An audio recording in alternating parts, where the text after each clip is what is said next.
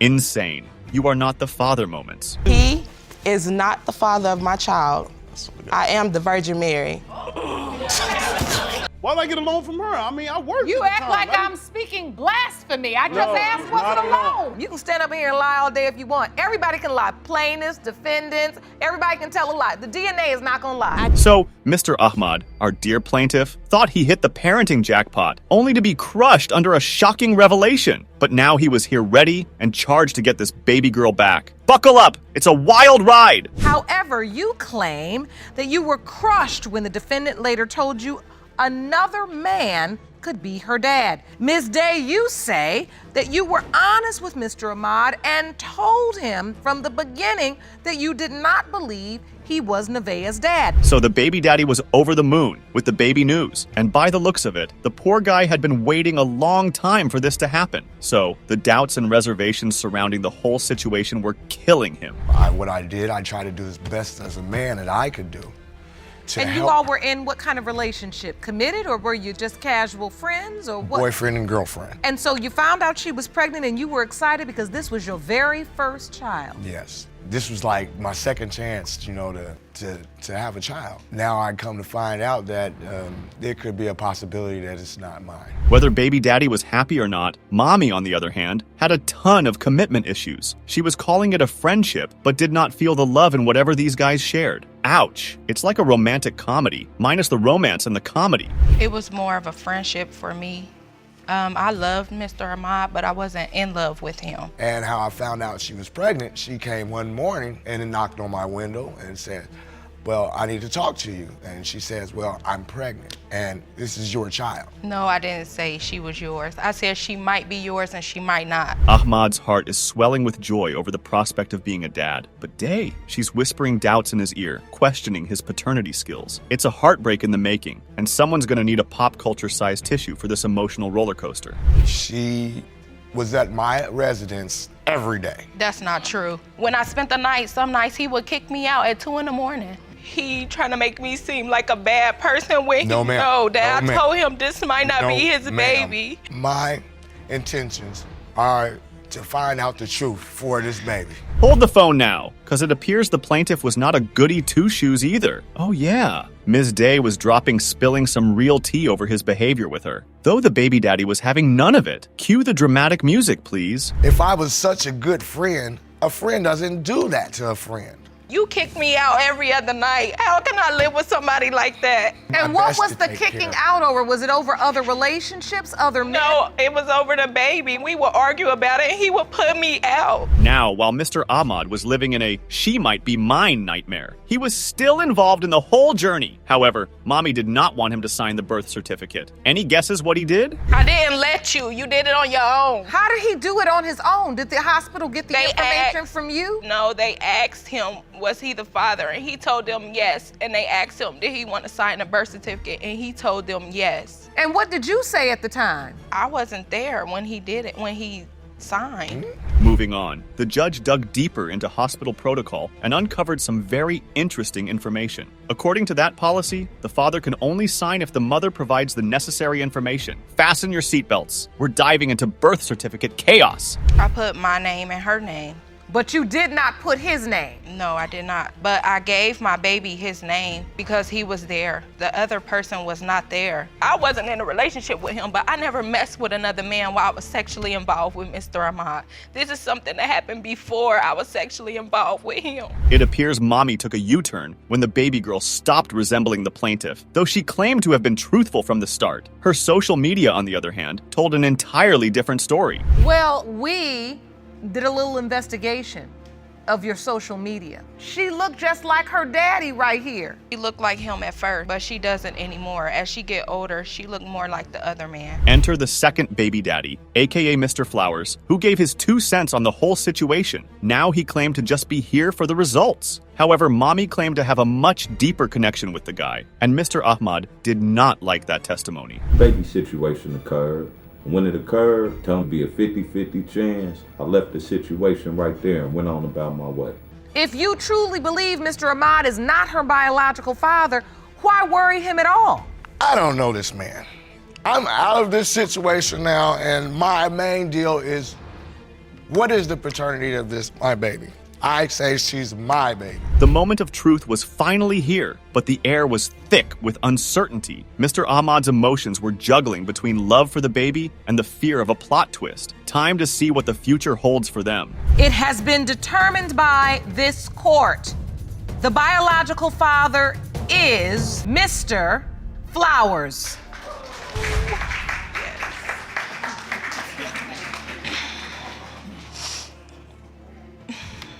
Mr. Ahmad, are you all right?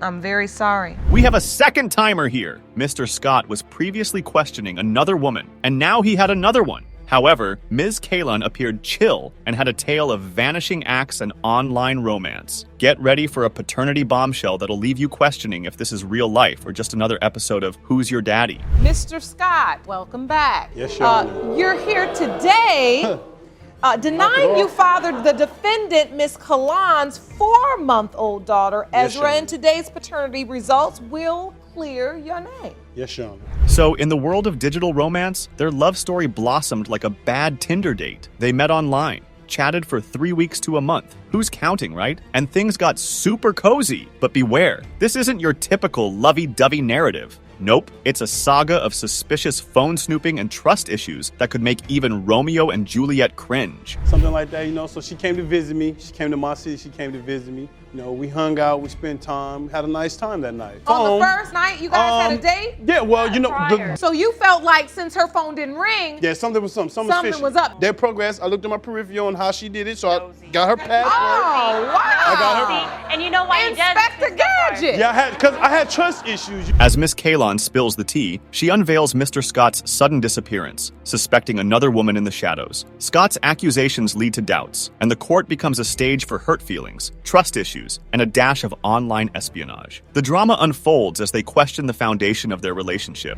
We So- learned the last so I time went you through were her- in I went through court her that you phone. were Yeah. married and you I- were sleeping with all different women. I So wasn't now even why do you married. care I was so much? divorced. Thank you, right. Why you keep talking about that? I was Go divorced. ahead and continue. I see that she had other text messages from other men. But you weren't in a committed irrelevant, relationship, right? yeah. Nah. Who am I married upon to? her Who am I arrival, committed upon her to? arrival, we was together. Oh boy, baby daddy seemed to be ready to give all the facts and more, but the plot thickens when mommy reveals him to be a big fat liar. It's an insane tale of revelations, motel mysteries, and intimate details all leading to the pregnancy. How did it go down for you? Okay, so I met him on the internet site, a dating site. I paid for my trips to go out there. Never paid for nothing. I paid when we wasn't at his mother's house.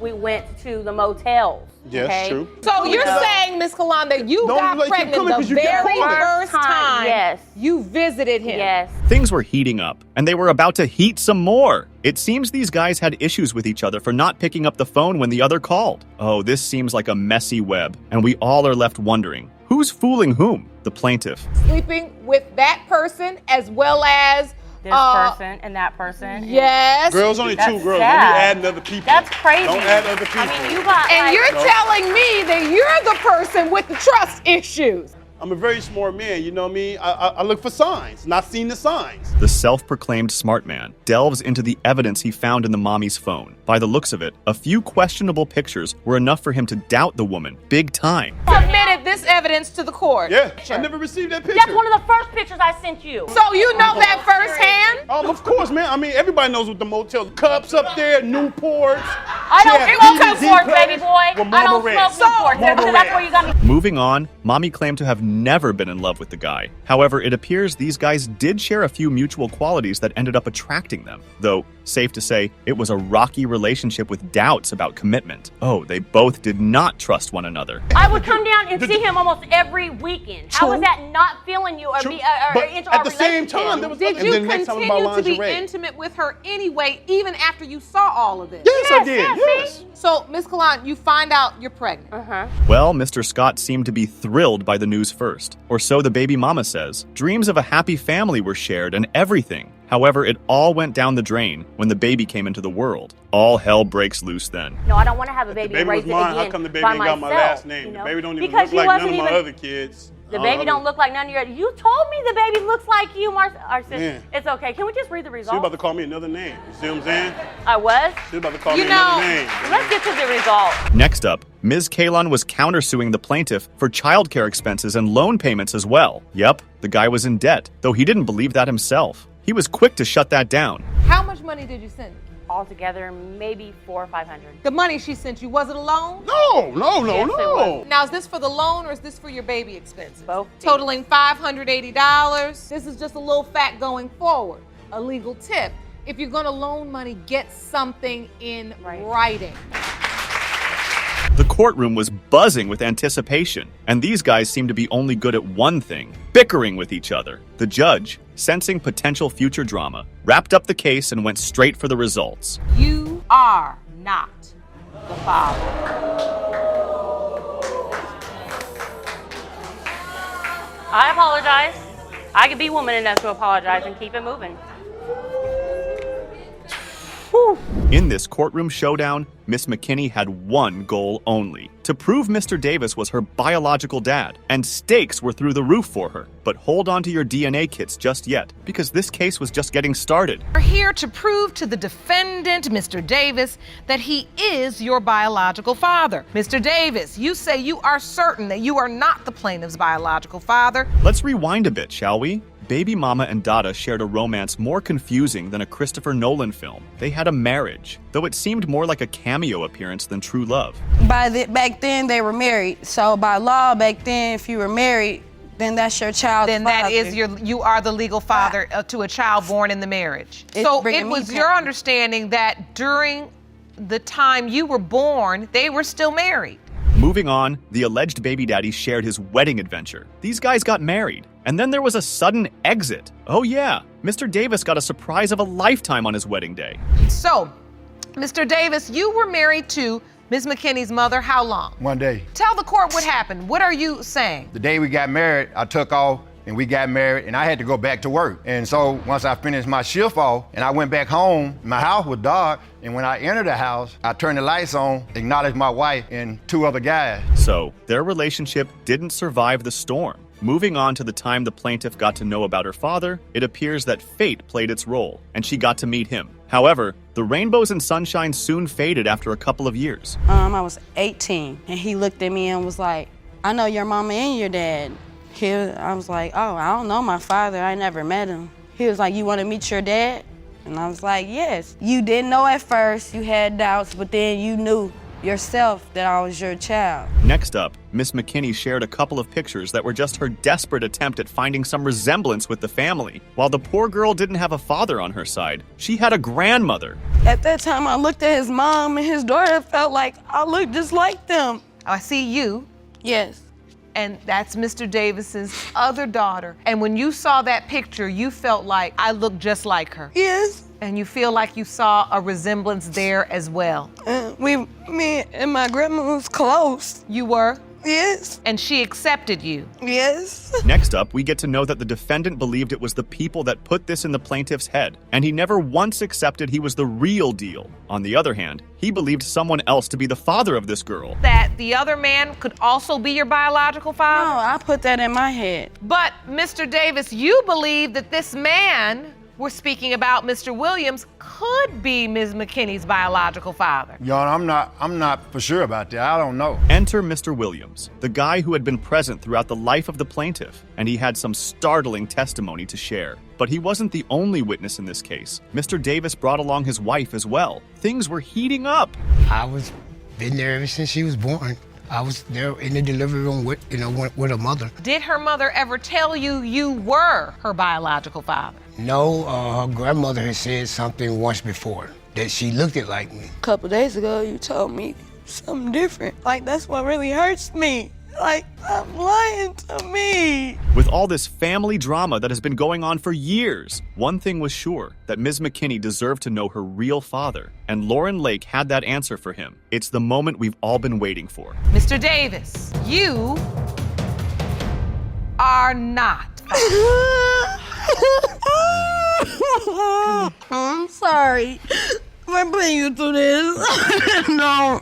Here goes nothing. We've got Mr. Wilson here who had been accusing Miss Dean of turning his home into a love nest. The plot thickens as we delve into the saga of baby Jakaya, a 17-month-old cutie caught in the crossfire of a relationship gone sour. Mr. Wilson, you've opened your case today to prove that Miss Dean's 17-month-old daughter, Jakaya, is not your biological child. Ms. Dean, you say Mr. Wilson has turned his back on your daughter and he welcomed her into the world and signed her birth certificate. So here's the lowdown on their love story. Plaintiff claimed he rolled out the red carpet, only to be met with disappointment. Oh, the drama. Accusations from planning the baby to concessions were the order of the day here. Your Honor, I don't believe I'm the father because I have been fooled by multiple females in the past. I'm not there physically, I just can't handle it. Mr. Wilson, you saying you've been fooled once, you've been fooled twice, but you're not gonna be fooled again. Correct, Your Honor. Well, these guys were just about throwing shades at each other, one way or another. Facebook shenanigans and whispered conversations gave birth to only the baby, but this whole mess as well. I was single, she was single. We decided to meet up, and we met up. We actually planned the baby. The baby was just not a coincidence, and she had me under the impression that she was willing to go through with it with me. And I did. And you don't see the baby? Then, you know.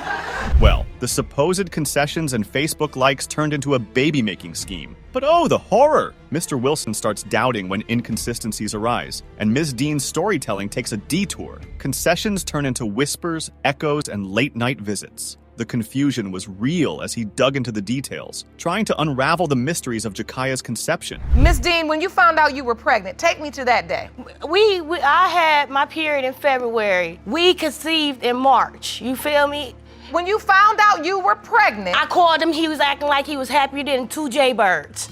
All right, so you called Mr. Wilson and he was happy. Yes. As the relationship grew, so did the suspicions. Mommy wasted no breath in calling the baby daddy a liar. Oh, somebody was twisting things in this love story. For sure, the plot thickens, and the truth still remains elusive. He just don't want to take responsibility and be a man and stand up. He visited 30 days? He lied. It wasn't no 30 days. How was it 30 days when we was having concessions all that time? Relationship between she and her ex that made you start feeling like... Yes. Fasten your seatbelts. We are about to dive into the birth certificate saga. Along with the Eekses drama, Mr. Wilson went ahead and talked to the infamous ex. And lo and behold, the story took a different turn. When I ran into him at the bus stop, I said, this is coincidence. Now I can man up and ask him face to face. What's the story in his end? If it add up to what she's telling me, then I have no doubts. But he said the complete opposite of what she's given me. Dropped the baby off at a couple of weeks and I haven't seen the baby since. And how long has it been?